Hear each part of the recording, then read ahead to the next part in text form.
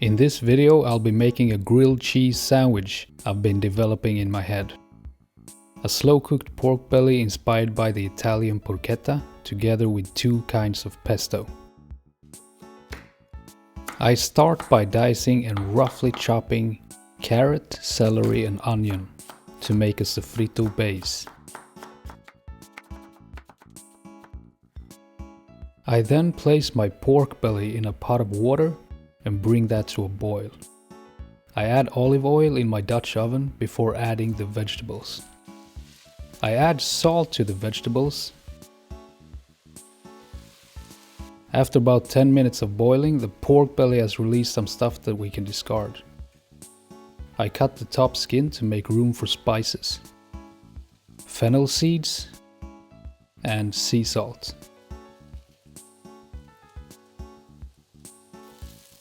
The vegetables are now starting to caramelize, and so I proceed to add some white wine. I then put the pork belly on top of the vegetables and add enough water to cover all of it except the skin. I add some thyme, bay leaves and some more fennel seeds. I also add a whole bunch of garlic cloves.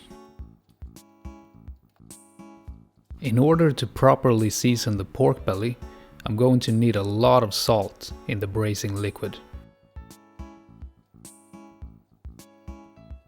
I place the Dutch oven in a 140 Celsius oven with the lid on. This one ended up being in there for about 3 hours and 40 minutes, but 3 hours will do the job for this size of pork belly. It's now time to make a tomato pesto. I add finely crushed tomatoes and a lot of olive oil to my blender container. I continue to add pine nuts, Parmigiano Reggiano and 1 clove of garlic. I then roughly chop dried tomatoes and add them as well. I also want some homegrown basil. I then mix this. I try not to mix it too much. The pork belly has been in the oven for 2 hours. To get a crispy skin, I need to take off the lid. I could have done this earlier because after 3.5 hours I was still not happy with the color of the pork. So I cranked up the oven to 225 Celsius and let it go for another 10 minutes. This looks much better.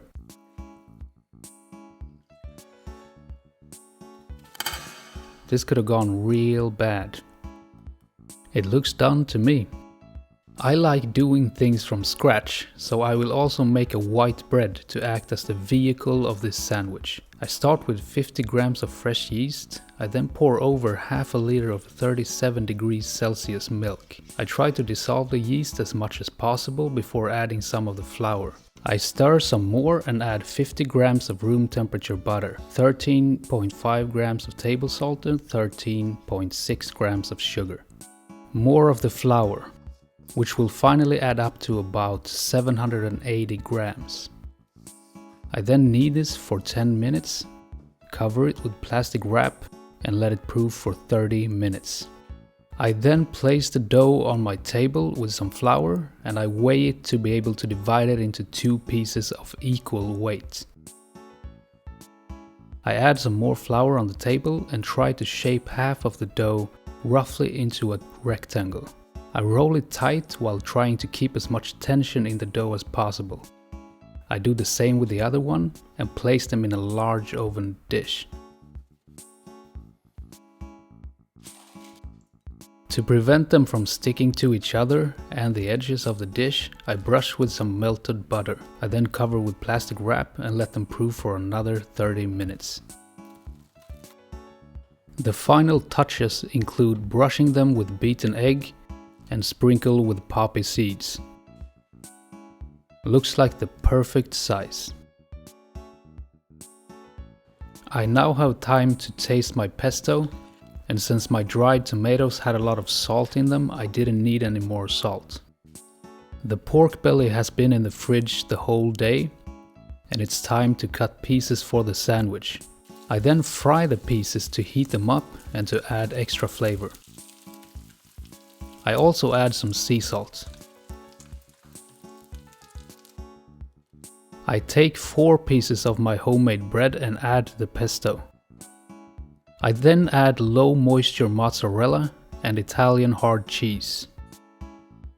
I place the pork belly slices on the cheese and the other half of the sandwich on top. I put the sandwiches in a pan over medium heat and place a pot over to press them down until they're golden brown. I flip them and do the same on the other side. Now all that's left is to cut them in half and take a look at the result. Also taste the result.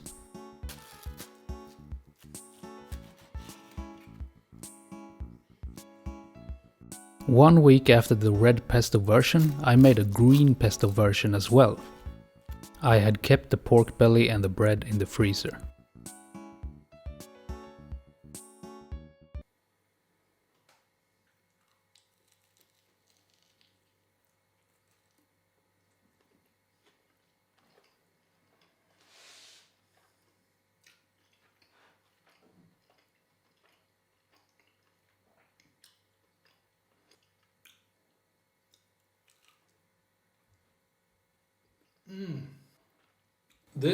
This is very good.